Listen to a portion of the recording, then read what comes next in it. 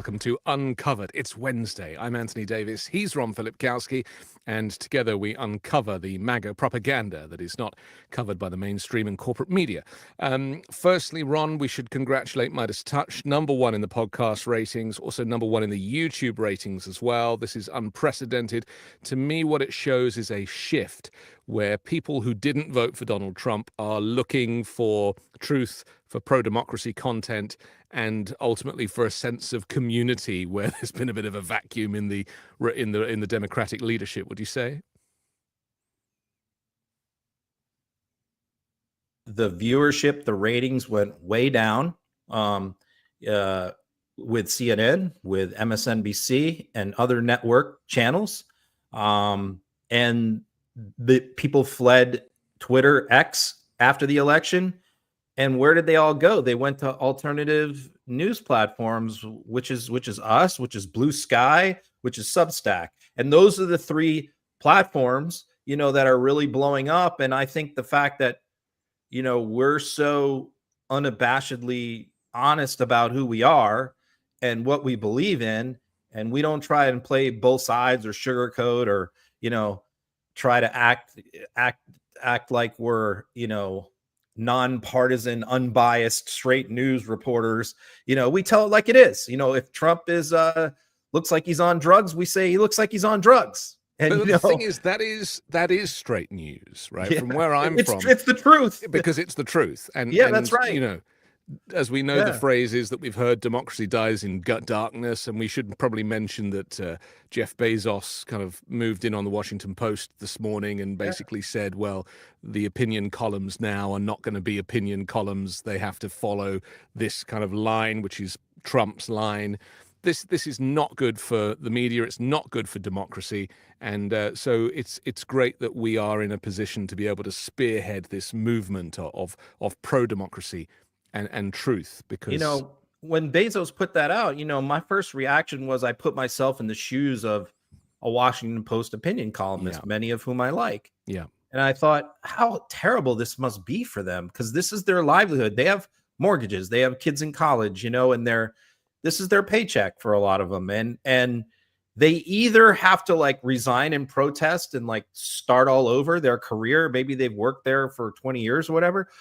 Or they just have to toe the line and do what this guy wants, who's in a yacht with his classless girlfriend circling the globe. And it's I just thought to myself, I'm so thankful that I'm supported by my readers and my viewers, and they're my bosses, but I don't do what they want me to do.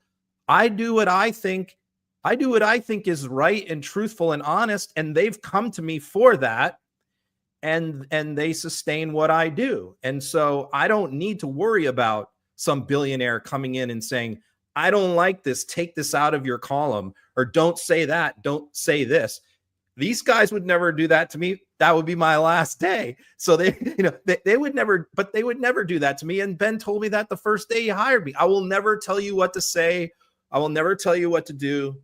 You do what's in your best judgment. And unfortunately, with mainstream media, they don't have that luxury. I have a lot of friends in the UK who do work for the networks, and I was watching a friend who was doing an interview on a network. I'm not going to name any names, and it sounded like they were dumbing down their criticism of Donald Trump. So I texted him, and I said, "Have you been told to go easy on Trump? Because it sure looks like it." And he replied, something like that, which means yes. So this is the reality, and it's a major network. So like I say, this is why I think there is a shift to independent media. There's also a huge shift to far right and right wing media as well, and we should be conscious of that. And I thought about where we live in our algorithms. I'm glad that you pointed that out, because I actually thought about that today too, in the context of this. Yes, I thought I learned from watching them when they were deep in terms of how to create an alternative space, because when they were all deplatformed and kicked off and none of them can get hired by mainstream outlets, they went and built their own audiences, and they did it largely a lot of them with lies, but still I watched how they did it, how they created their platforms and built their audiences independent of any corporate sponsors or bosses. And look, a lot of them have parlayed that into Trump cabinet appointments. Most of his appointments have come from are right-wing podcasters and social media influencers. And I thought, that's another thing too, is like, it's kind of absurd to me that Trump is hiring these all these social media influencers and giving them senior government positions in the government. It seems kind of absurd to me. But on the other hand, it's like the Biden administration was on the other extreme of the spectrum, where they almost ignored that aspect of politics, and they just felt like, those guys over there, doing all that podcast stuff, that's not really what we're all about. We're all about MSNBC. And it's sort of like, I think we can learn some things from watching the right. We don't need to be like them, but we can learn sort of some of their methods. Well, what we are about to see is as the state is deconstructed by these people who are inexperienced and unqualified and are not suitable for these roles, we are seeing the power, the strength, the value of America be diminished day by day, brick by brick. And, you talk about Washington Post staff quitting. Of course, the opinions editor did quit. He did. These people are now going into the employment wilderness, all because of Donald Trump. And this is the cost, the true cost to America. Notice Trump hasn't mentioned jobs, job numbers, people once. All he talks about is firing people, getting rid of people, but there is no talk of where these people are supposed to find employment.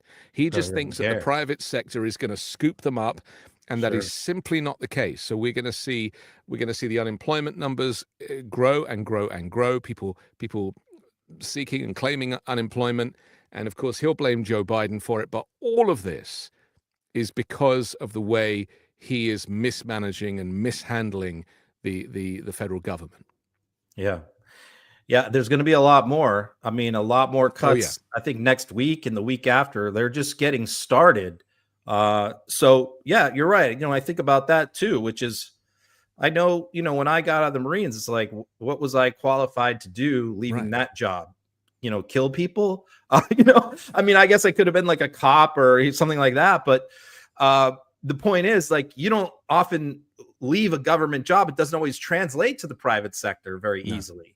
And because famously the private sector, food or something, the private sector doesn't want public sector workers. The thinking is very different. The way in which you operate, and in the public sector, people work compressed weeks, and they have all of these. They do some from home, and so there's all these things in place to support people, because you don't need to be perfect to work in the federal government. You just need to be consistent, reliable, and apolitical. Whereas there is this push in the private sector for people to work all hours, to boast about how little sleep they get, to be on call 24/7, and that's completely unhealthy as well. But you cannot imagine the culture of federal workers moving into the modern private sector. It would be a disaster. Yeah. Especially in large numbers. I mean, if it happens gradually over time, that's fine. But when you're doing these mass firings of hundreds of thousands of people, I mean, I don't know how that works. We're gonna slow walk into a massive recession here. I think people need to understand that you cannot make this number of changes and have absolutely no investment in anything and not see the economy slowly crash. I don't think it's going to be an overnight crash like the subprime mortgage market crash, for example. But I think that this is going to be a gradual kind of dilapidation of the American economy. Yeah, I agree. We should probably start with the batshit crazy cabinet meeting that went on earlier today. Wild. Just an hour or two ago. This is where Donald Trump, in true Kim Jong-un style, gathered all of his white male cabinet members around a large mahogany table, invited the press in to watch them, as he did last time. You remember that famous video of them going around the room saying why they were so in love with Donald Trump. This time we had Elon Musk there, who again refused to sit down. I don't know whether that's a health thing, but he was standing in his trademark dark Gothic MAGA cap and held court quite a lot of the time. Let's have a quick look at what went down just an hour ago. You could ask me or Elon. Go ahead, please. Thank you, Mr. President. Thank you, Mr. Musk. I just wanted to ask you that President Trump put out a Truth Social today saying that everybody in the cabinet was happy with you. I just wondered if you had heard otherwise, and if you had heard anything about members of the cabinet who weren't happy with the way things were going, and if so, what are you doing to address those any dissatisfaction? Hey, Elon, let the cabinet speak just for a second. Anybody unhappy with Elon? If you are, we'll throw him out of here. Is anybody unhappy?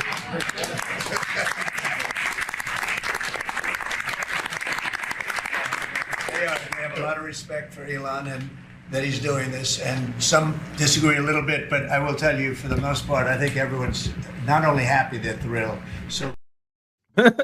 Yeah, very funny. This is authoritarianism. There's like 80% of the people in that room can't stand Elon Musk. Right. And it just goes to show that you like the gross dishonesty of this. I mean, you can see it on their faces. The whole thing is fake. All of it. It's all fake. And you know, who's the guy who started that clap? As you know, they're all sitting there like, yeah, I saw that. None of them looked happy. None of them looked like they were agreeing with anything that was being said. And who's the guy who, because once one guy claps, then you know how this works. It's the same thing in the Soviet Union or North Korea. When the one sycophant claps, they all have to clap or else they're fired, right? Who was it who clapped? Howard Lutnick. The biggest kiss-ass brown-noser of Donald Trump in this entire administration. He was to the right of Donald Trump, looking at the camera. Yeah, he is so far up Trump's ass that he doesn't know who he is anymore. This is the guy who came up with the brilliant idea, which we'll talk about later, to sell these citizenship cards. This is Howard Lutnick. He is the guy who comes up with all of these ideas. Probably came up with the Ukraine mineral deal thing. To make money, probably came up with the Gaza thing. This is all Howard Lutnick. He is literally like probably the most devious, evil person in this administration that nobody pays attention to. But they need to start because this guy's a problem. But here's the other part. Like cabinet meetings are not supposed to be like this. Okay, no. This is not the way it's supposed to work. No, they're not supposed to be televised. You know, you kind of have the press come in to take their pictures and see everybody together, and then they maybe leave. Take one or two questions, then you kick them out, and then you have a serious meeting Yep. amongst each other. But they didn't do that at all. This was just a dog and pony show for the media to show like unity, you know, and all the questions went to Musk. I mean, a handful to Trump, but mostly to Musk. And so it was just absurd to see them like having to sit there knowing that like their authority and their own agencies is being usurped by this outsider who wasn't even, you know, a part of the MAGA movement 6 months ago, who's now really their real boss, who's every day they come into their buildings and there's some new chaos that's been created for them in their own agencies by this guy. So we know from the reporting that they are going to Trump complaining and they want Trump to get him off their back. And yet Trump does this dog and pony show where he makes them all clap for Musk and act like they're all happy. The thing that got to me the most from a journalistic perspective, especially as it was an English journalist who asked the question, was that the question was completely ignored. Once Trump recognized that this was potentially bad press because it was a truthful question about dissent amongst the cabinet against Musk, Trump then jumped in, did that comedy routine that he does. Oh, well, they don't think that, do they, Elon? Who thinks that? Anyone think that? No, I don't think anyone thinks that.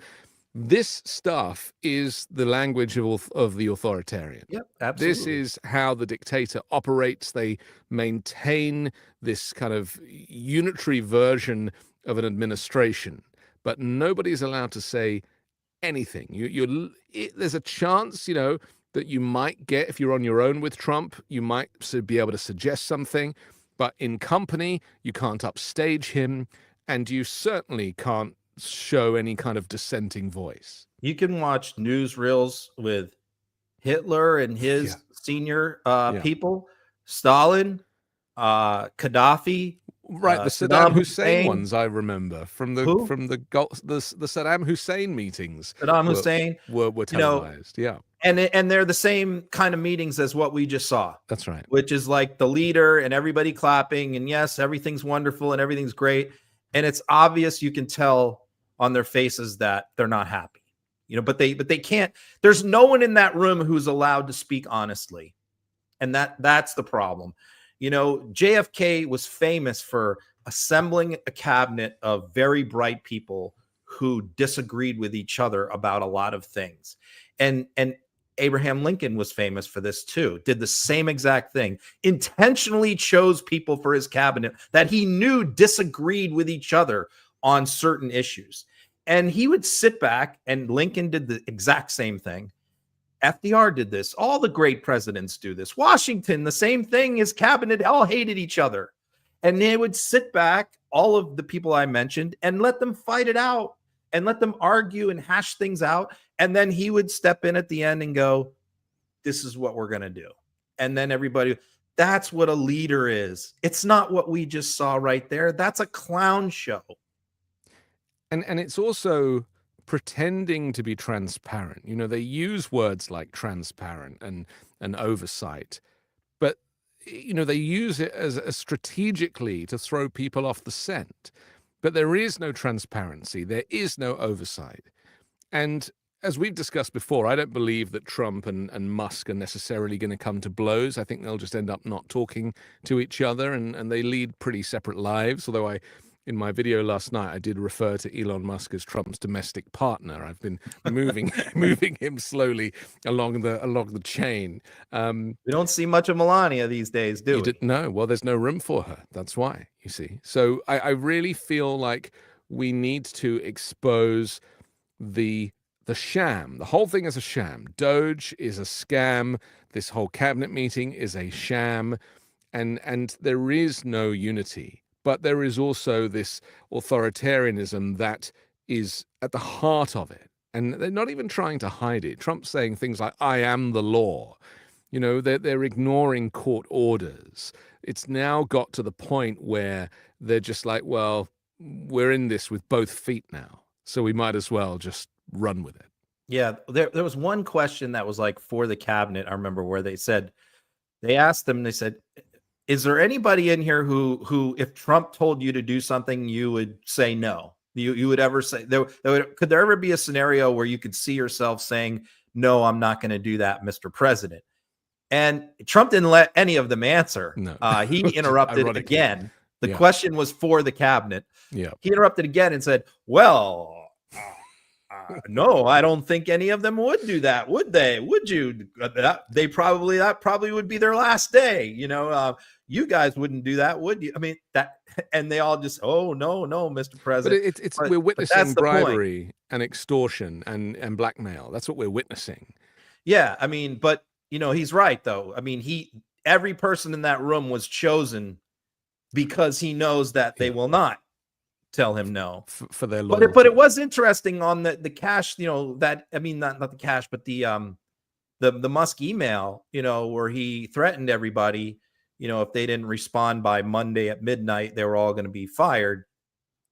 And the first person who stepped up and immediately said, no, we're not doing that, was Kash Patel. And I thought, man, that's interesting. That he immediately, because he has trashed Musk. He's tight with Bannon. Yes. And he has trashed Musk in the past on Steve Bannon's podcast. So that reminded me that Kash Patel does not like Musk. So when Musk put that out, Kash was the very first one who sent an email to everyone in the FBI and said, don't do that. We're not gonna participate in that. And I thought, and then the other ones gradually followed, but Kash was the trailblazer on that. Not that I'm trying to praise him. I think he only did it because he's This is my agency. It's not Elon Musk's. These are different factions of fascism, aren't they? And arguably, because some people are predicting that Trump's administration will implode.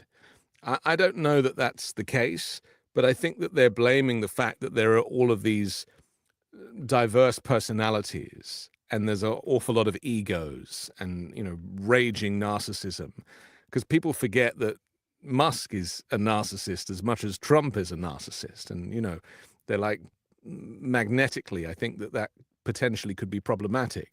But I'm not convinced that I don't really believe that, I don't really see that in the constitutional republic that is America, is there a mechanism for an administration to implode and collapse? I mean, how does that play out? I just, if the Congress was divided and if Democrats had one of the houses, then I could see maybe how that could happen. But, when you've got a clean sweep, how does that happen? It's got to be some kind of uprising, someone's got to try and overthrow Trump, surely. Yeah.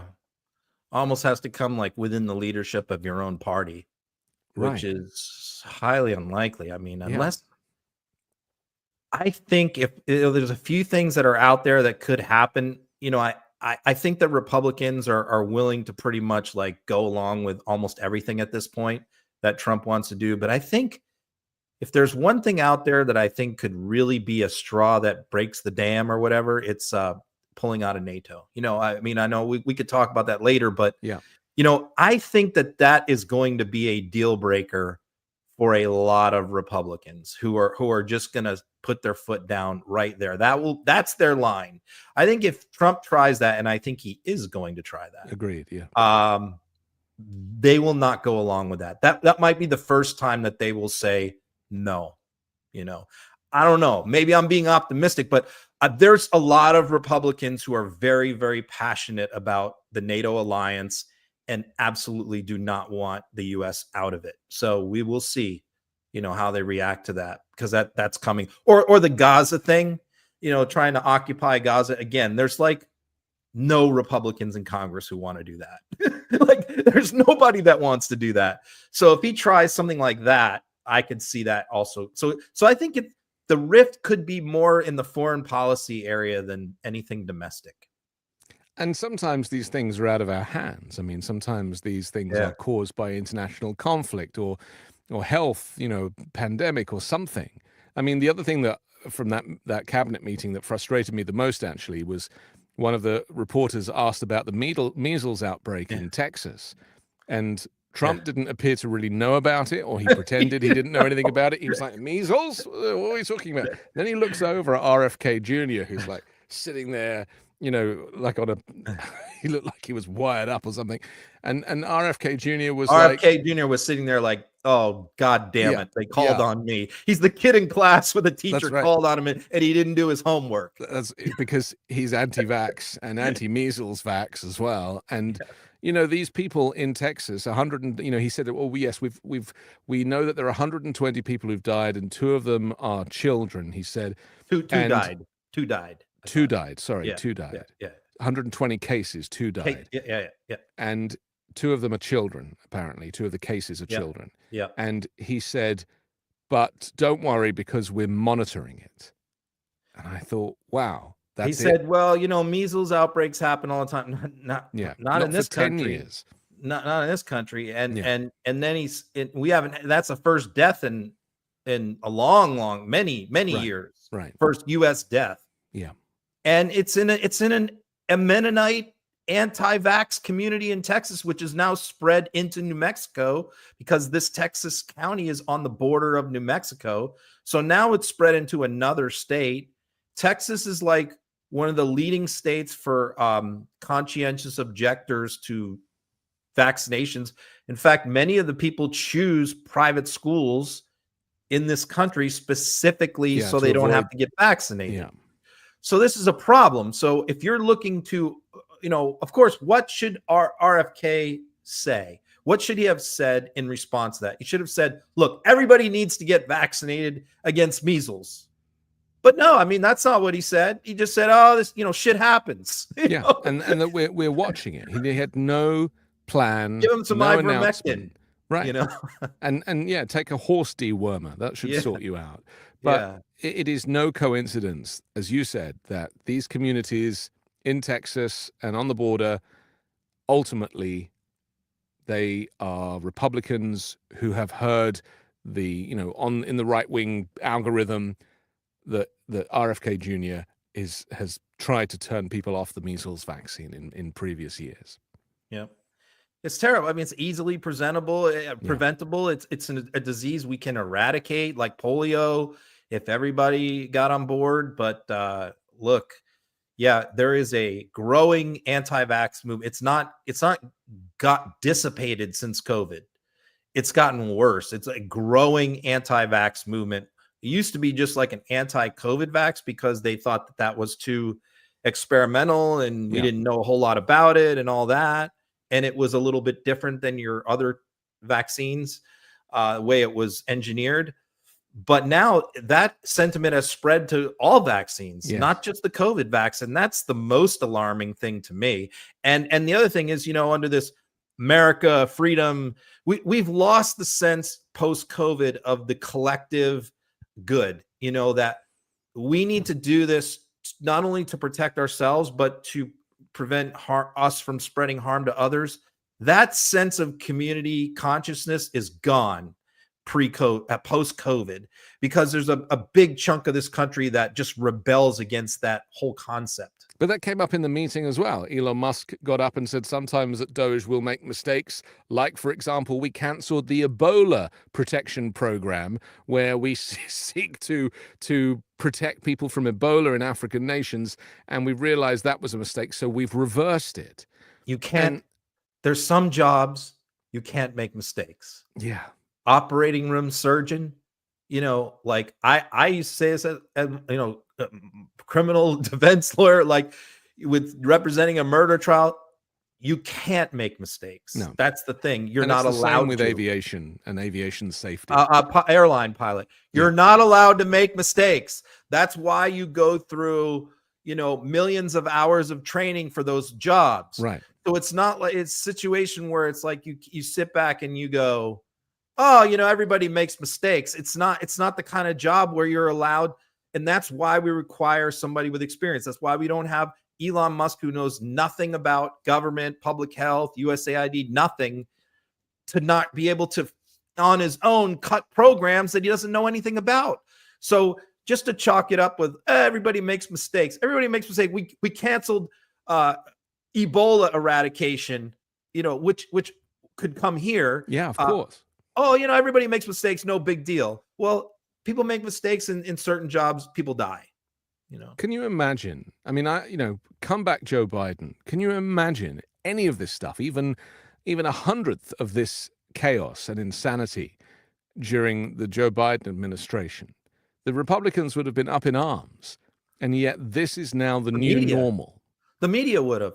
Can you imagine if Joe Biden set up shop in the office as Trump did last night and was like signing hats? Trump was signing hats saying Trump was right about everything. That's what was on the hats. Let's picture Joe Biden. Joe Biden is right about everything. Yeah. Sitting at his desk, signing hats, announcing that we are going to sell Biden gold cards to foreigners where they can buy U.S. citizenship for $5 million. This is what Trump did last night. Can you imagine, like, literally every media outlet in America that would be running 24/7 today? And yet our media, it's like, that's just Trump, no biggie.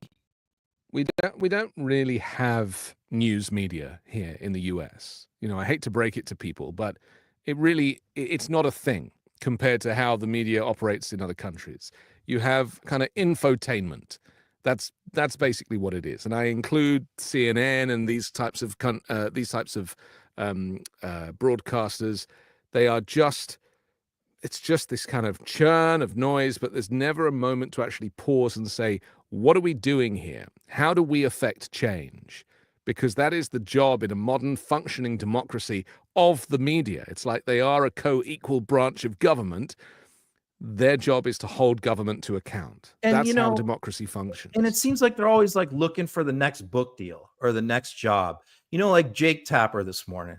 Yeah. You know, I got in a little spat with him. You know, I mean, he announces his big new book that he's going to co-write with a reporter from Axios, which is about Joe Biden being senile and how, it was covered up by members of his administration and how this went back well before the debate and all of that. And I'm just sitting there like, is CNN going to be included in this book? Because if the premise of his book is that Joe Biden was senile for a long time, had lost it, a couple years before the election. Everybody knew about this and he should have backed out. They should have known and they hid it from the public. Well, it's like CNN has and Axios has an army of reporters covering the administration. Yeah. So if this happened, it's impossible to hide it from them. So that means that they knew. So my question for Jake Tapper, while he's cashing in right now at 2025, at a time when Donald Trump is dismantling the constitutional republic, Jake Tapper is focused on rehashing Joe Biden's mental acuity, right? This is what the lead anchor of CNN is focused on in 2025.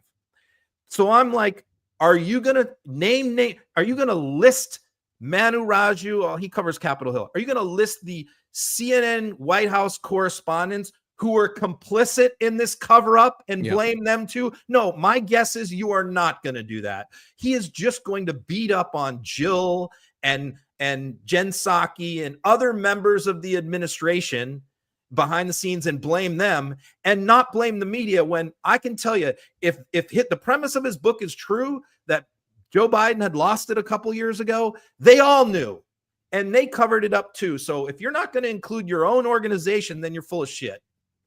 And look, we know from our own experience, and Ben here at Midas Touch interviewed Joe Biden face to face. Joe Biden was totally capable right up until the very last day.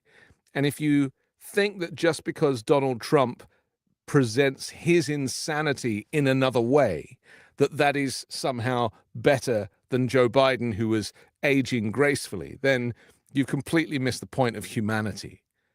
Yeah. We should talk about the White House press pool because, again, this is what I was saying earlier about this kind of authoritarian tactic of making it sound like we're being transparent when we're not. And they've announced that they're going to give the power back to the people. Let's take a look. As you all know, for decades, a group of DC-based journalists, the White House Correspondents Association, has long dictated which journalists get to ask questions of the President of the United States in these most intimate spaces. Not anymore. I am proud to announce that we are going to give the power back to the people who read your papers, who watch your television shows, and who listen to your radio stations. Moving forward, the White House press pool will be determined by the White House press team. Okay, just explain this for a second. So, going to give the power back to the people, but the White House press team are going to decide who comes in and is able to ask the questions. Okay. What am I missing here, Ron? The first person who called bullshit on this and said that exactly what you just said. Yeah. Who said, this is not giving power to the people. This is giving power to Caroline Leavitt and the Trump White House to discriminate it against news outlets who don't like their coverage and to punish them and all that, is Jackie Heinrich, who is the senior White House correspondent for Fox News. She was the first one who called bullshit on this. So if Fox News's chief White House correspondent is saying this is bullshit, guess what? It's bullshit. You've gone too far. So this all started with the AP, with the AP. And at the time this happened, a couple of weeks ago, we talked about this. I said, if they don't all band together, and we had a long discussion about this, and you said they'll never do it. They'll never do it. And I said, that's the only way that this is going to be solved is if every media outlet walks out and just, gets up, go in, sit in your seats. The second Leavitt walks in, they all get up and protest and they walk out. And that makes a statement like, okay, let your 8 reporters from right-wing outlets. That's the only place you're going to get coverage today. Because Donald Trump would not stand that. And none of these people, they all love being in the media. They love seeing themselves on television, and they want the coverage, even though they might act like they don't. They want it. And so if the media does not unite, like when they kicked out AP because AP refused to use Gulf America, and that's a pending lawsuit, still pending. The hearing is March 4th, I believe. And the judge in that case, who was McFadden, who presided over a lot of J6 trials, and who was appointed by Donald Trump, told the Trump lawyers, the case law is not good for you guys. You know, he told them that flat out in their first preliminary hearing. He said, every case I've said is not good for the White House on this.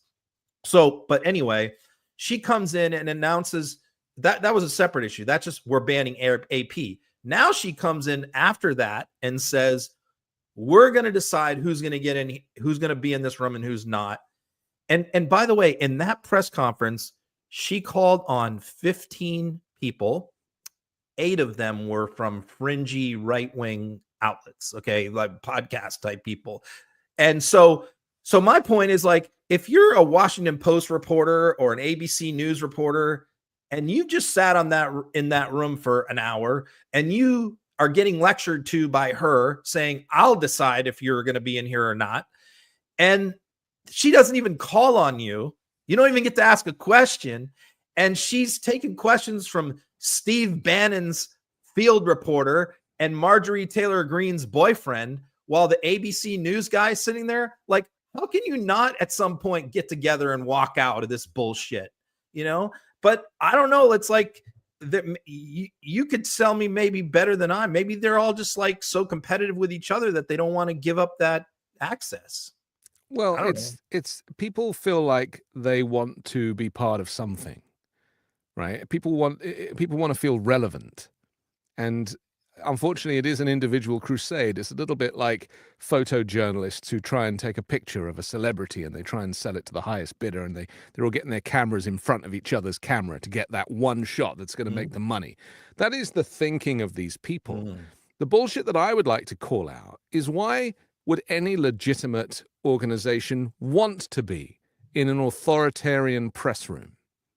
Surely you can do a better job of your investigations and your reporting from outside of DC. You do not need to be there. Like, I interviewed David K. Johnston on the Weekend Show 2 weeks in a row recently, one of the smartest reporters I've ever interviewed. And he said he purposely never went to DC. He didn't base himself there. And he won a Pulitzer for his work. And so I think that, you know, I wouldn't want to be in that room dealing with, firstly, a woman like Caroline Leavitt, who, let's be honest, is completely out of her depth. But because she has the ability to do fast recall and fast delivery, her syntax and her grammar sometimes drops out, and she just, you know, has like a brain fart. But she is a perfect kind of Florida female who is designed for this type of job under the Trump administration. That's what Trump wants. Someone who can bat away any legitimate questions, somebody who can make excuses for the administration, and somebody who is going to be entirely partisan in their role. And so why would any journalist want to be in that room? You're wasting your time. Couple things. So she has the MAGA look. So I see why you went to Florida, but she's from New Hampshire. But you know, but she looks like she's from Palm Beach. Florida woman is like Florida man, right? Like, I got you. It's a thing. I got you. But the other thing is, you're right. I mean, I've covered thousands of events remotely, and I find it much better. I mean, I don't, because I think about this. I think, like, take January 6th, which I covered and live tweeted the whole thing. I mean, I was plugged into like 100 different people who are in different places, right, filming things. And some of them were J6ers filming things from their phones that I follow on social media. So I'm getting stuff from all these different angles and all these different people. Like that Big O guy who went into Nancy Pelosi's office. Like, I had that video when it happened, like 2 seconds after it happened, because I was following the guy that was in there filming it.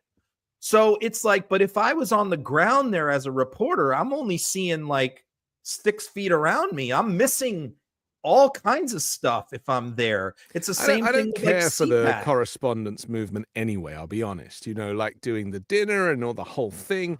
I Well, just the think other problem we're is past all that now. the other problem is you make friendships and you make acquaintances, and it affects your judgment and your ability. Look, there's times that I know certain people that I'm covering, and you kind of like, I could go after them for that, but I'm gonna leave them. I'm gonna leave them alone on that, you know, because you have a relationship with that person. So it's better not to have those relationships a lot of times. Yeah. Yeah. Okay.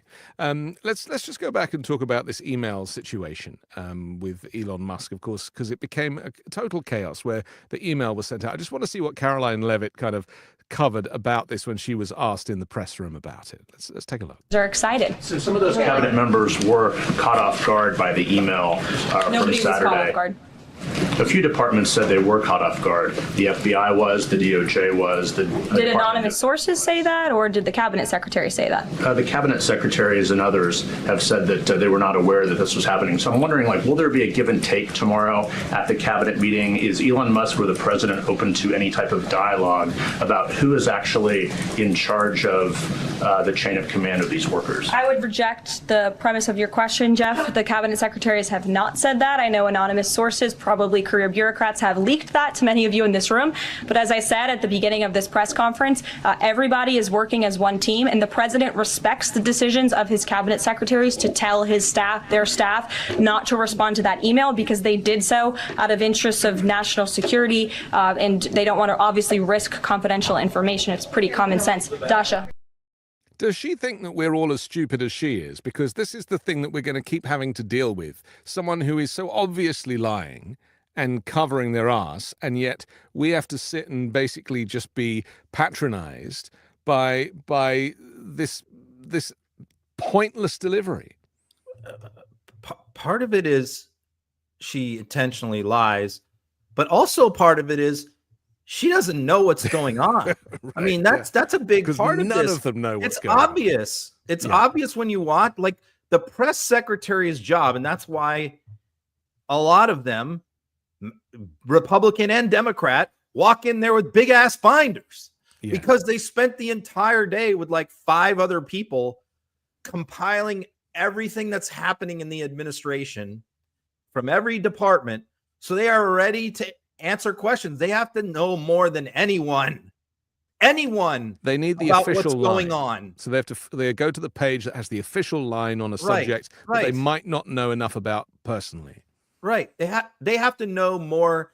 It's sort of like the quarterback of a football team has to know like every position, what they're supposed to do. And like a receiver only needs to know what to do for his job. Same thing with a lineman, but a quarterback has to know everyone's job. That's the way it is for a press secretary. She has to know what's going on in every department. And she literally doesn't do any homework. She walks in there with no notes. She brags about it. I don't even need notes. All these other press secretaries have binders. I don't even need that. Good luck she with brags about that. Yeah. She's utterly unprepared. And like what he said is completely accurate. That email went out on a last Saturday, when Elon Musk had probably been all night on a ketamine bender, hooking up with whatever, some junior 21-year-old staffer who's in the West Wing on a Saturday night. And he gets, let me show you what a badass I am. Come over here, watch me tweet this. Everyone in the federal government, you need to email me back by Monday at midnight. You're going to be fired. 5 things that you did this week. Look at what a badass I am. I'm the most powerful man in the world. I can make 2 million federal workers. When I snap my fingers, they have to jump. And no, none of the cabinet secretaries had any idea that he was going to do that. They had no clue. They were blindsided. And that's why so many of them were like, they didn't know, is this coming from Trump? Is this coming from Musk? Are we supposed to do this? I mean, he put it out on a Saturday morning with a deadline of Monday. Right. Is it right that he did it at Twitter? It was when he first bought Twitter. This is something that he did. Yeah, well, he directed OPM to do it. What the timeline is, he can't do it himself because he's not allowed to. So everything that he does, he's hijacked and taken over the Office of Personnel Management. So that really is Elon Musk now. He controls that. So anything he wants to do, he runs it through that agency, which forces people to pay attention and comply. So that's what he did. And then immediately what happened is federal workers were putting it on social media going, what the hell is this? Look what we just got. And then Musk responded to it like an hour later and said like, yeah, that was me. You know, like, why can't they do this? What's the big deal? What's the problem? They should be able to do this. And it's like, you know, none of an email like that, something like that has to go through proper channels, cleared, approved. You know, you can't be doing it at like 7 a.m. after an all-night bender on Twitter. Right. You spend weeks planning for any kind of notify change. People. And you get the buy-in from the agency heads. Like, yes, we agree with this. We want to do this. But this is why the federal government is not a business. This is the fundamental difference. Firstly, employing... Is it 3 million employees of the federal government, thereabouts? Yeah, something like that. It's vast, right? It's the largest employer in the country. And if you include all the federal contractors, it's even more. Right. And so you're talking about moving something that moves so slowly. There's so many component parts. Right. People are on different email systems. People are using different computer systems. On vacation. Right, so, exactly. On maternity leave, whatever. And different departments which have been created at different periods of time. They're not, not every department is 50 years old. Some are newer than others. They operate in different ways. You just can't run it like it's a business, like it's a franchise of like a fast food joint where you're going to be like, we're going to change the packaging for the cheeseburger. It's like, it isn't as simple as that. And I fear that having private sector people come in, one more thing I just remembered. Hit me. Literally every cabinet official sent out an email by Monday morning telling their employees they do not have to respond, except for 3. There was 3 cabinet officers. One of them was Howard Lutnick. Surprise, the Commerce Secretary, the kiss ass that I was just talking about. The other one was Sean Duffy, Transportation. Right. He's a former reality TV show contestant. The reality TV show guy, Fox News guy. And the energy, I don't even know who's in charge of energy. So it was Commerce, Energy, and Transportation. Everyone else said, do not respond to this email. So, and here you have Caroline Leavitt after that.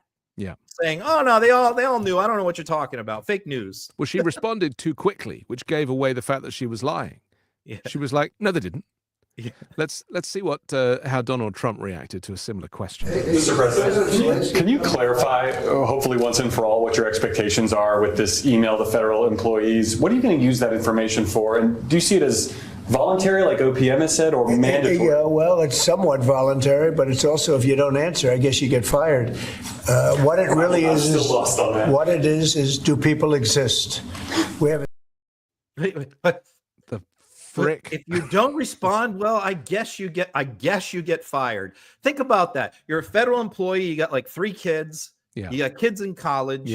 You support a family. And you're a career person. And the president of the United States just said, I guess you get fired. What does I guess mean? Well, my favorite bit was the first bit where he goes, it's somewhat voluntary. It's somewhat voluntary. What does that mean? It's like, these are people's lives they're playing with. Their families. They're Republicans. They're MAGA. There's so many Trump supporters that work in the federal government at a variety of agencies. These aren't all Democrats. And where are they going to go? And how we know that is because of Republicans going back to their districts getting screamed at. We're going to look at some clips of Republican governors being screamed at in just a little while, which is, I mean, again, some of these Republicans are claiming that, these are people from outside the district who have been brought in. I mean, it's so offensive that even when there is pushback from their own constituents, they don't realize that the chaos that's coming from the federal government is causing this ricochet effect right around the country. And this is why we are going to have a massive recession within the next few months, weeks, or years. I don't know when it's coming, but you cannot behave like this and there not be huge economic consequences. Let's take a quick break, though, Ron, and we'll come back and we'll do more in just a second here on Uncovered. Don't you wish you had a secret weapon, something that always impresses, a recipe maybe, or even a piece of clothing? Well, a secret weapon is a great asset to have in your back pocket. It helps you get ahead in life, and that is how Mack Weldon thinks about clothing. As a secret weapon. Timeless, classic style that's infused with performance fabrics and hidden details. I love my Ace full-zip hooded sweatshirt in a charcoal heather grey. It keeps me warm, makes me feel more confident, because it's quality clothing. Mack Weldon apparel gives you understated good looks for understated confidence. Not flashy, just classic, always in style, and made from the world's most comfortable performance materials. Mack Weldon clothes are designed to fit your style and the demands of modern life. They look like regular clothes, but they feel like the latest in modern comfort. Get timeless looks with modern comfort from Mack Weldon. Go to mackweldon.com and get 25% off your first order of $125 or more with promo code UNCOVERED. That's MACKWELDON.com. Promo code UNCOVERED. Protect your family by securing their future with life insurance from Policy Genius. Policy Genius makes finding and buying life insurance simple and ensures your loved ones have a financial safety net they can use to cover debts and routine expenses, or even invest that money to earn interest over time. With Policy Genius, you can find life insurance policies that start at just $292 per year for $1 million worth of coverage. Some options are 100% online and let you avoid unnecessary medical exams. Compare quotes from America's top insurers side by side for free with no hidden fees. Their licensed support team helps you get what you need fast so you can get on with your life. They answer questions, handle paperwork, and advocate for you throughout the process. Life insurance is a form of financial planning, and Policy Genius is the country's leading online insurance marketplace. Join thousands of happy Policy Genius customers who left 5-star reviews on Google and Trustpilot. Secure your family's tomorrow so you can have peace of mind today. Head to policygenius.com/uncovered or click the link in the description below to get your free life insurance quotes and see how much you could save. That's policygenius.com/uncovered. And we're back, and you can find links to our sponsors in the description below. I'm wearing my Mack Weldon t-shirt, because it's literally all I wear. Ron, let's get back to it. I just read during the break, that cabinet meeting this morning, Huffington Post was prevented from entering, Reuters were prevented from entering, and the Associated Press were prevented from entering, and also a German newspaper as well. So yeah, Huffington Post, the guy asked him a question on the Air Force One 2 days ago that he didn't like. I forgot what the question was, but he didn't like it. So, yeah, they're banned for a little while. And this is what's going to happen from now on. That British guy who asked the question today about, are you a unified cabinet? He ain't getting another look tomorrow. He's on a plane as we speak. Maybe we should just, talking of planes, maybe we should just mention this gold card. You touched on it earlier. This is this new idea that Trump has come up with, or maybe one of his associates, whereby if you are somebody who can afford $5 million, then you can buy yourself a green card to the United States, a permanent residency, which is a pathway to citizenship. Let's see Trump making this announcement. Something else that's going to be very, very good. We're going to be selling a gold card. You have a green card. This is a gold card. We're going to be putting a price on that card of about $5 million, and that's going to give you green card privileges plus. It's going to be a route to citizenship, and wealthy people will be coming into our country by buying this card. They'll be wealthy, and they'll be successful, and they'll be spending a lot of money and paying a lot of taxes and employing a lot of people. And we think it's going to be extremely successful. Never been done before or anything like this, but it's something that we're going to be putting out over the next, would you say 2 weeks, Howard? Do you want to say a couple of words about it? Where do we start? I mean, firstly, we should probably deal with the tax issue. Wealthy people who have enough money to afford a $5 million visa do not pay tax. They have clever accountants who get them out of it, and Trump is reducing the corporation tax rate down to 12% or at a level that is so completely ineffectual for bringing in any money to the country. Who's he talking to here, Ron? Who's he even talking to?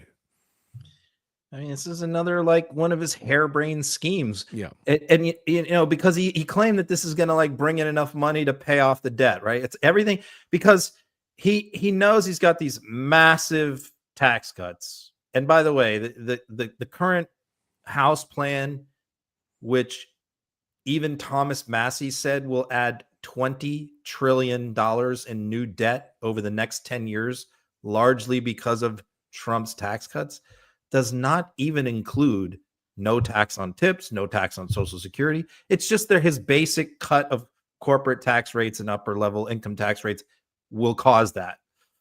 That's before we even get to the other stuff he's promised. So he's getting peppered with a lot of stuff about, hey, your budget here that you're proposing is going to destroy the debt. So he's coming up with all these gimmicks and schemes like, oh no, tariffs. You know, we're going to make so much on tariffs. It's going to take care of everything. Oh no, we're going to sell these gold cards. He said this last night. He said, this is going to bring in so much money. We're going to pay off the national debt. We're going to bring in like millions of new people who are from all over the world who are going to pay us $5 million and we're going to all be rich and we're not going to have to work again. I mean, it's like this get rich quick huckster con artist, Elmer Gantry kind of traveling roadshow, miracle cure, right? Carnival worker, who's in charge of the U.S. government, and they're constantly cooking up schemes. And who is the devil on his shoulder? Who did he go to? Hey, Howard, when are we rolling this out? Howard Lutnick. All roads lead to Howard Lutnick. I'm telling you, we got to watch this guy. And he's a guy nobody pays any attention to. But one other point I want to say is this. You know, we paid a lot of attention to Project 2025. You know, we listened to all the videos, we watched everything he said, and we have been someone who has said, you know, we told you so. Like, he did say that he was going to do a lot of this crazy shit and nobody paid attention. But this is one that he did not say. He never said anything about a $5 million gold card to buy U.S. citizenship. So they're just like making up new shit now. So who's going to buy this? Because he was asked a question if it means that Russian oligarchs are going to buy these visas, and he was like, well, maybe they will, maybe they won't. I mean, I know a lot of oligarchs, and some of them are very nice people. I mean, he's literally saying the quiet parts out loud. And we should probably mention that there is a story out this week saying that Trump was a KGB asset and has been since he was 40 years of age. And, you know, it's not been verified, but that is a story that's doing the rounds. Let's talk about one thing. Let me ask you this. So if you're worried about importing migrants who are criminal, who commit crimes, right? Yes. Are you more worried about like a guy who's coming in to like work construction or to pick fruit? Or are you more worried about someone coming in with $100 million? Who's more likely to commit some kind of a crime? Yeah. I'm saying the guy with $100 million is more likely than the other one. But that's who Trump is. Trump is that guy with $100 million who commits crimes. And if we start to see him through the lens of a criminal, which is the way he's lived his entire life, avoiding tax, and, you know, he's not generous. He's never given to charity. He's not one of these people that where there isn't always a transaction or a caveat. So he sees this as being, oh, well, this is just sharing the criminality around. You know, come on in, anyone who can afford it. And these are people who have achieved wealth in their countries, yeah, who want to leave. Bingo. Why do they want to leave so bad? If they're so successful in their countries, worth millions of dollars, why do they want to come here? I would be more suspicious of that person than I am of somebody in like 20-year-old jeans and a faded shirt turning up at the border to work agriculture. I think that guy with the $100 million that we're letting in, who wants to leave his country for some unknown reason, is more likely to do some shady shit than the other guy. Undoubtedly. But this is why it confirms the point that we keep making. that the immigration propaganda was never about what they claim it is. No, it's saying not. that everyone is a criminal, everyone's a racial. rapist or a drug dealer. It is racial. It is That's right. it is pure racism to have the white man reign supreme and for the person of color to be segregated. And so that's what this is about. I mean, how will he feel when wealthy people of color come in with the visa, the $5 million gold visa? Well, if they can afford it, then clearly to Trump, they've proved their worth. He's still probably going to deport you, even though you're white. But thanks. I will say this. A litmus test for me, and I put this out on Twitter, is in the Democratic primary. Yeah. I want to hear from Democratic candidates, if Trump does this, that they pledge, if elected, they will deport, they will revoke the citizenship of every single person who bought their way in, revoke it, and deport them immediately. I want to hear that. I'm going to vote for the Democrat who says that. Let's deport the migrant. How about a Democrat running for president on a platform? I am going to deport migrants. I'm going to deport all of them. Round them up. I'm going to get my own Tom Homan, except they're all going to be rich people. And I'm going to round them up and deport them. And you know what? We're not giving you the $5 million back either. No, that was a non-refundable deposit. Non-refundable. Yeah, well, I would just like some Democrats to say anything at this stage, to be perfectly honest. All right, we've got a couple more things to kind of get through. Maybe you could tell me about the Ron DeSantis story that's playing out at the moment, because, you know, you're a bit of an expert on DeSantis, and this is another battle between Trump and DeSantis. They're always falling out, and they don't really talk, do they? They just make kind of... they just annoy each other under their breath. Yeah, they talk past each other, right? Correct, yeah. So I didn't expect this. Like, I thought that there would be some, in other words, when they sort of patched things up, buried the hatchet after their very nasty 2023 primary against each other in 2024, you know, they had this thawing where they sort of like stayed out of each other's way and left each other alone. But that's all like basically ended this week. And this is over the governor election coming up. And I think it probably started with like Laura Trump, that I think Trump really wanted DeSantis to appoint his daughter-in-law to the Senate seat. And DeSantis was like, you know, no effing way, I'm not doing that. And, you know, I think that kind of started it. And then Trump put out the tweet of like, hey, I think Byron Donalds should run for governor, who is not a DeSantis crony. DeSantis is not like Byron Donalds. And I was like, ooh, that's kind of a shot across the bow of DeSantis. And then DeSantis came out and criticized Byron Donalds and basically said he's a do-nothing congressman. All he does is like travel around the country and doing TV for Donald Trump and kissing Trump's ass, and he doesn't do anything in Congress. And I was like, this came right after Trump put out that thing. I'm like, wow, this is getting heated. Then Trump like came over the top of him this week and openly endorsed Byron Donalds, and Byron Donalds declared yesterday that he's running for governor. And then Ron DeSantis made it clear that he is not supporting Byron Donalds and he's going to raise money and create a PAC. So all the rumors in Florida right now, if you'd ask most of the Florida political observers who are really wired, like a couple months ago, will Casey DeSantis, his wife, run for governor? 95% of them would have said, no, absolutely not. That's not going to happen. I would say if you went back today and asked those exact same people, it would be like 80% would go, I think she's probably going to run. So we could have a situation where it's like the DeSantis people are behind Casey DeSantis and the Trump people are behind Byron Donalds. And that could get really, really nasty. Because Donalds is not just ineffectual, but incompetent. Casey DeSantis is actually very capable. She's a former news anchor, very good public speaker. And, you know, it is ultimately a contest of personality. Let's take a look at DeSantis and him fighting back on this. You know, my view is Donald Trump just got into office. I want these congressmen focused on enacting his agenda. They haven't done very much yet. They're not putting his executive orders into place. We'll see what they do on the spending. But we have such a narrow majority that to be trying to campaign other places and missing these votes, I think is not something that's advisable at all. And so the reality is, we've achieved victories in Florida. We need to start achieving those victories up there. So I think people look at it and say, you got a guy like Byron, he just hasn't been a part of any of the victories that we've had here over the left over these last years. He's just not been a part of it.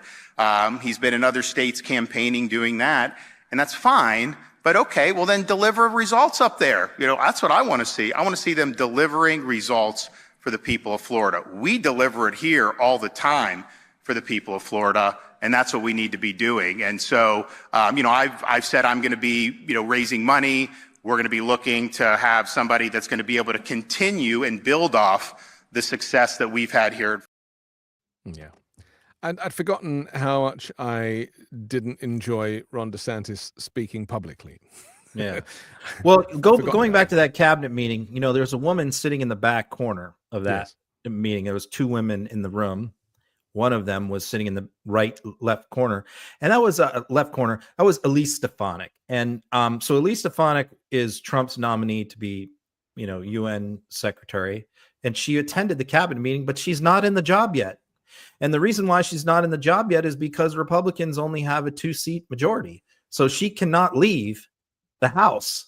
So even though he nominated her over a month ago for that position, and she's attending cabinet meetings, she is not a member of the cabinet. She is still a member of the House of Representatives and has not resigned. And the reason is because of these budget votes, and they need her vote. So we have no UN ambassador as a result, because once she resigns that seat and takes the UN ambassador job, New York, they don't have to have a special election for many months. So that's going to be an open seat. Now they're down to 1 seat. So they're trying to wait on that till April 1st. When the 2 Florida vacancies for the Gates seat and the Waltz seat have their special election. So Elise Stefanik is hanging around until April 1st until those seats get filled. But then if you pull Byron Donalds out of the House, and that's what the point DeSantis is making, we have like this tiny majority, and now Byron Donalds is going to be down here in Florida campaigning for governor. Like, that doesn't make sense. So it's a real mess. I'm going to be following this closely because for this reason, it's more than just Trump versus DeSantis. It's all the people underneath them, all the influencers, all the elected officials who are all going to take sides just like they did in the primary that caused a lot of bad blood. And I think that's going to play out here in this. And this all contributes to the potential implosion of the Republican Party, which it's not just Florida. It's going to be a national thing. Yeah. There's going to be a lot of people all over the country that are going to get involved in this race, and it's going to rip the scabs off the wounds of when they went at it in the primary. The thing that really affected me the most this last week, since we spoke last Wednesday, was Donald Trump kind of getting up and effectively taking the side of Putin in this war with Ukraine. And I was very kind of moved by it because there's been, so much talk about Russia. Is he on Putin's side? Is he not on Putin's side? And then suddenly it all came out in one go. Yeah. And let me just take a look at one of these announcements. Europe gave it in the form of a loan. They get their money back. We gave it in the form of nothing. So I want them to give us something for all of the money that we put up. And I'm going to try and get the war settled, and I'm going to try and get all that death ended.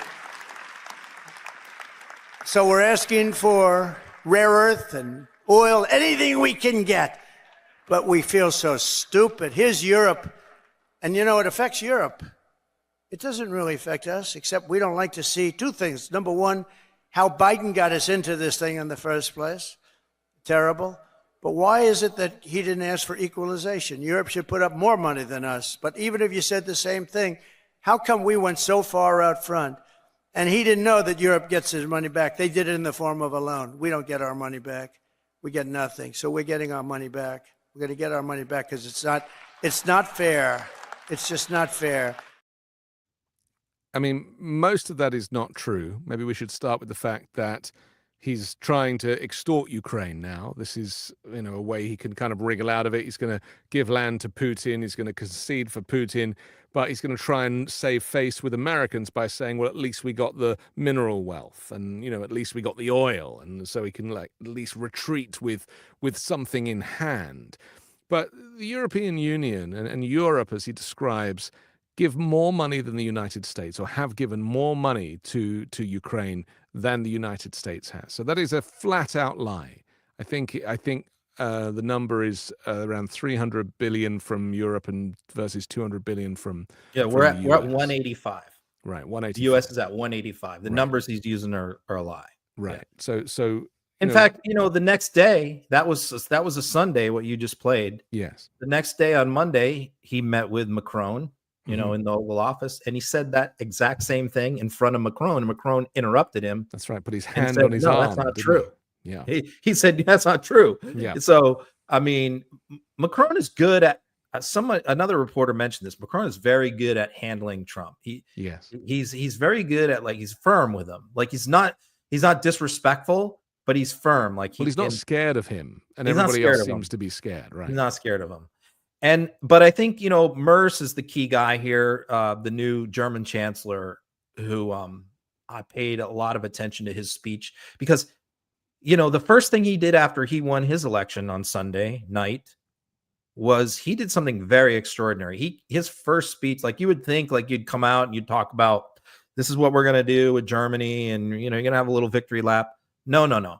He gave a speech about the United States, and that really surprised, I think, a lot of political observers in Europe. They were surprised that he chose that moment to say, we need a break from the United States. We need to prepare for the fact that NATO might not exist very soon. We need to spend more on defense. We all need to. We need to consider a European army. We need to do a lot of things that we should have been doing, and maybe this is a wake-up call for us, and we unfortunately we never thought someone would come along like Donald Trump, but here we are, and we need to do something about it, which I think is very sensible. It's sad, but it's sensible. As far as the mineral deal, I read it. It's very detailed, but again, on these things, the devil is in the details. I mean, Ukraine has signed it, but there's a lot that needs to still be negotiated. Part of the problem is this, that what the United States has signed an agreement to do with Ukraine is form this sort of joint corporation where both sides have veto power. Ukraine at any point in time can say, no, I don't agree with you doing this. And so we each have a veto power on each other. And so if Trump wanted to extract certain minerals and sell it to Russia, Ukraine could say, no, we're not going to do that. But the other problem is that, again, the devil in the details, how it's going to work. This is a situation where U.S. corporations are going to go in. For example, if Ukraine has a lot of aluminum, they do, and they don't have the ability, certainly not right now, to extract it and process it, but the U.S. companies do.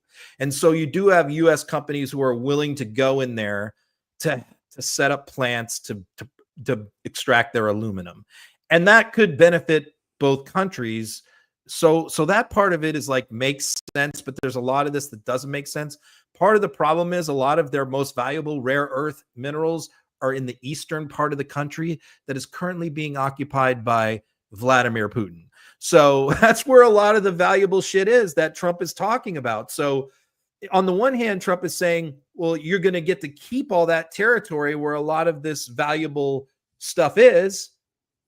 Then we've just given it away, the deal that we made. So, the devil's in the details about how this is going to work. But I think that Zelensky is he's understanding, we're willing to financially compensate you guys. He said he'd step down for what you've done. And I think Europe for peace. Europe has stepped up too. Yeah. But I don't think Trump is ever going to be satisfied is the problem. But why do you say always Trump? Going to be wanting more? Why do you say Trump? Just replace Trump with Putin for a second, because that's really what we're dealing with here. I don't think Putin will ever be satisfied. So Putin is clearly calling the shots. And this whole rare earth thing, that is simply because Trump doesn't have the negotiating ability to actually bring about a ceasefire.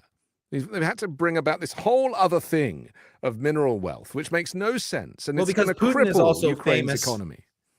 Putin is also famous for moving the football and moving the goalposts. Yeah. And as soon as you agree to one, he's worse than Trump. As soon as you agree to one thing, he'll ask for something else.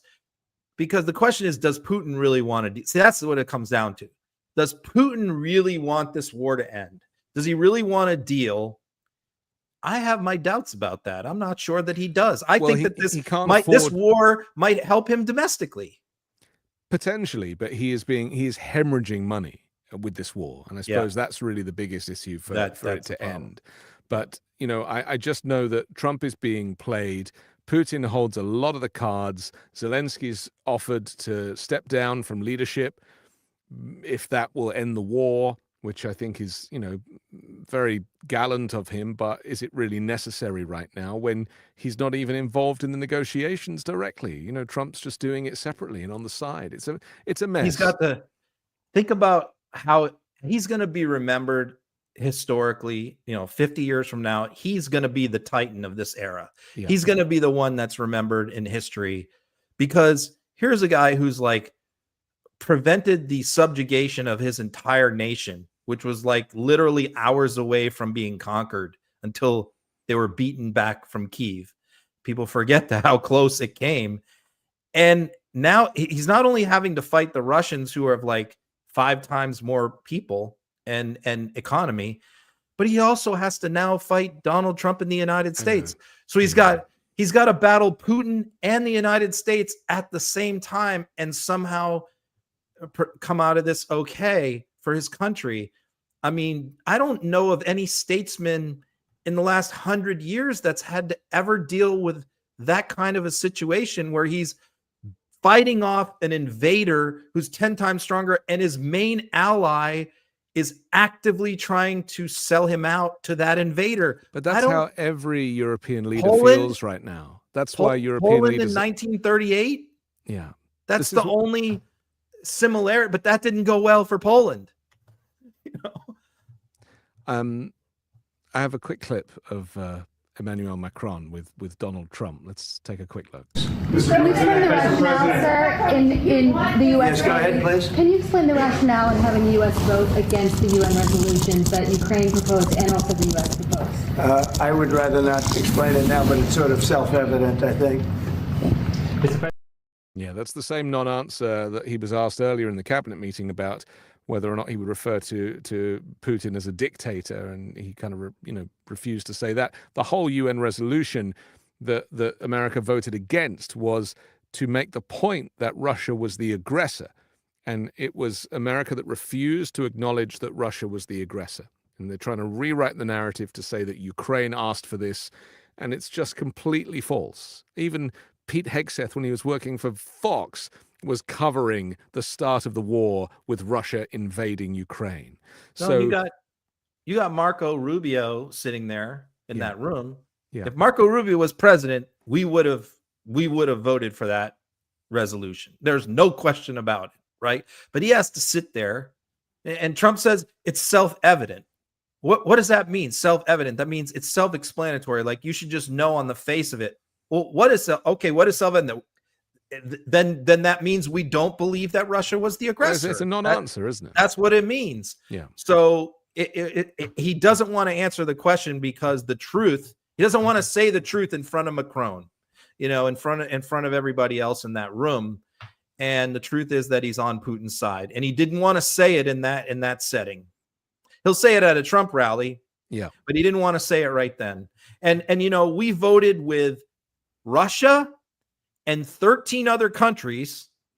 A lot of them were African countries who are Putin client states, small countries, against the rest of the world. And every European country voted for it. So it was the United States, Russia, and a handful of other countries scattered around the globe against the rest of the world. Including Israel, interestingly. Israel voted with, of course, because Netanyahu. Yeah. So, Israel also voted with us. Yeah. quite an interesting collection of. We're on the side of Israel, Russia, and a handful of African countries against the rest of the world. That's a great place for the United States to be. It's just remarkable that that's where we're at because of one compromised, orange, insecure man.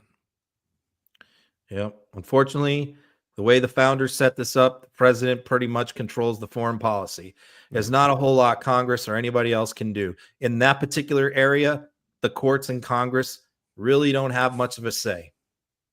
Very little.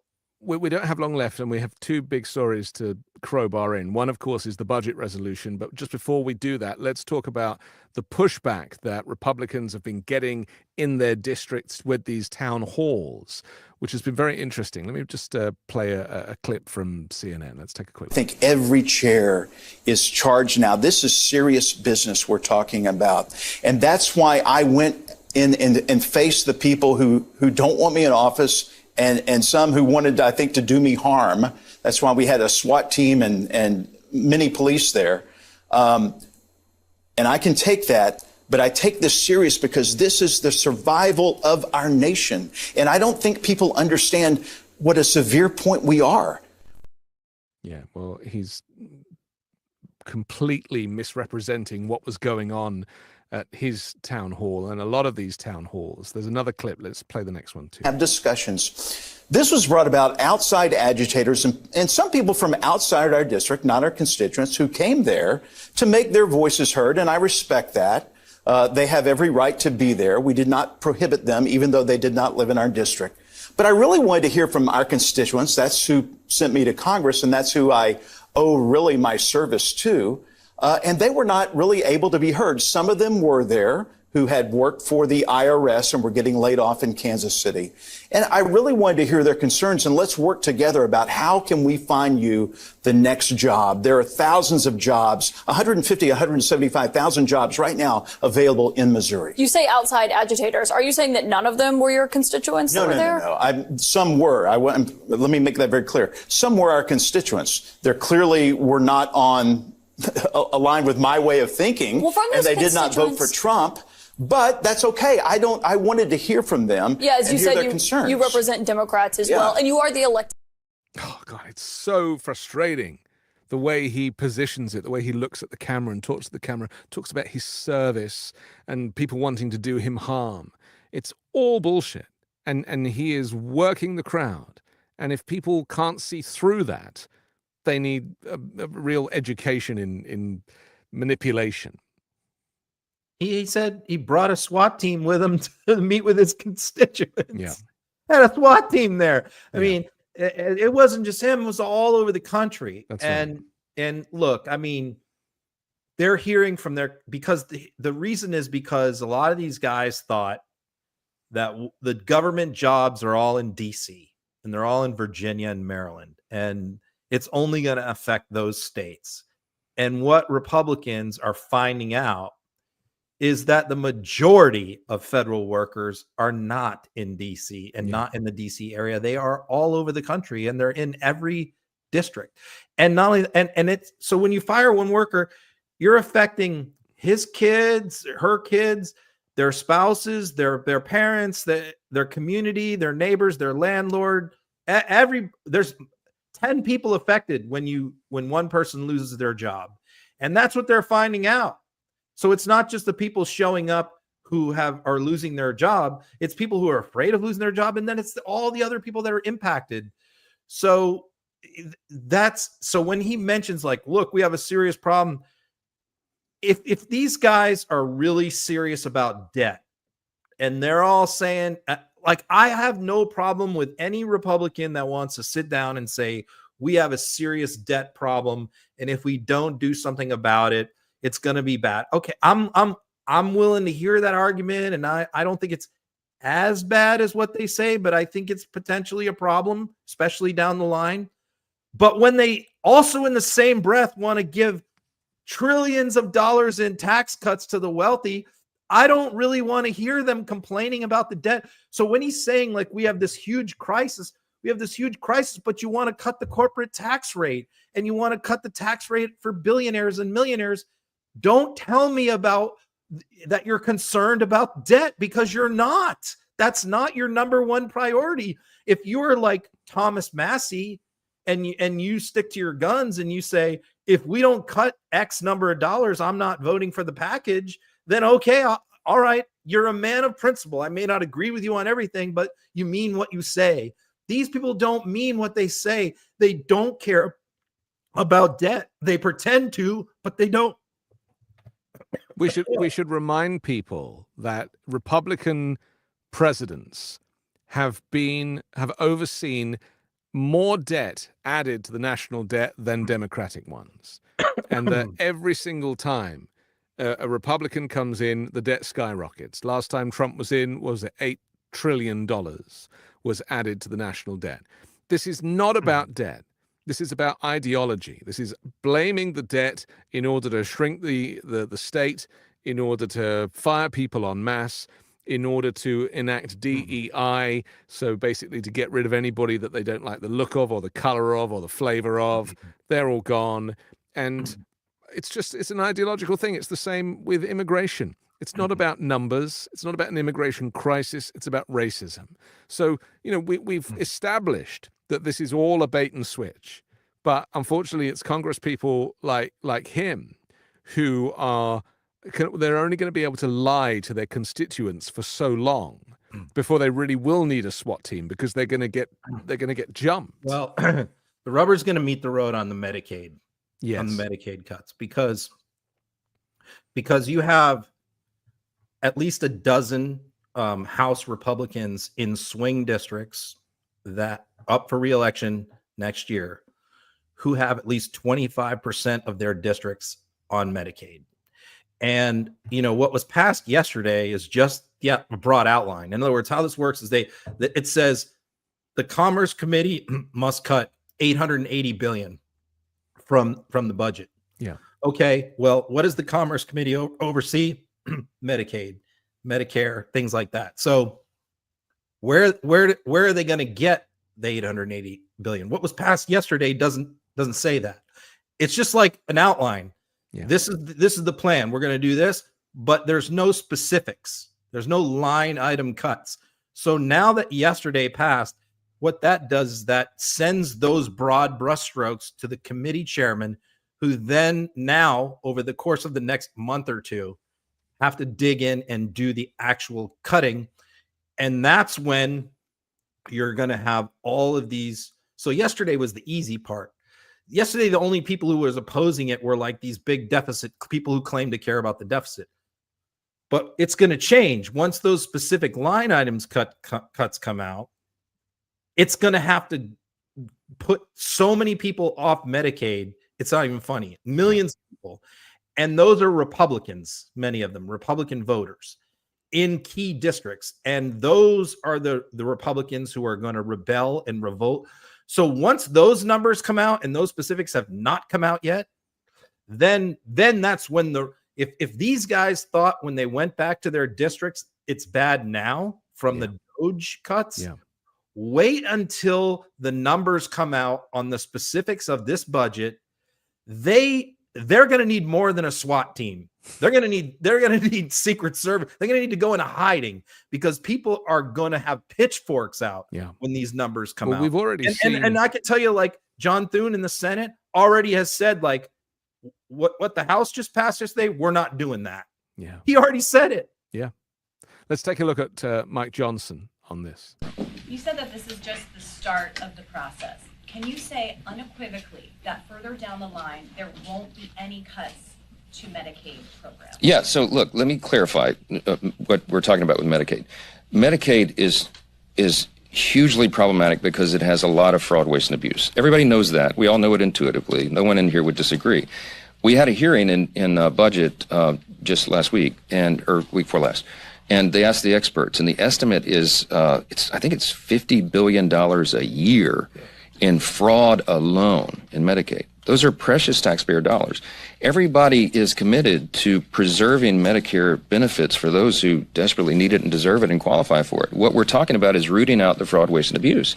Every taxpayer, it doesn't matter what party you're in, you should be for that because it saves your money and it preserves the programs so that it is available for the people who desperately need it. That's what we're about. And he's lying. They're going to use this phrase fraud, waste, and abuse That's their for go-to. everything. Right. And so That's their they're going to go-to. come after Social Security looking for fraud, waste, and abuse. Medicare will be next. Medicaid is currently being dismantled. And unfortunately, so many people are going to die in the meantime, and they don't really care. In fact, they're kind of hoping that people do die because then they don't have to worry about them anymore.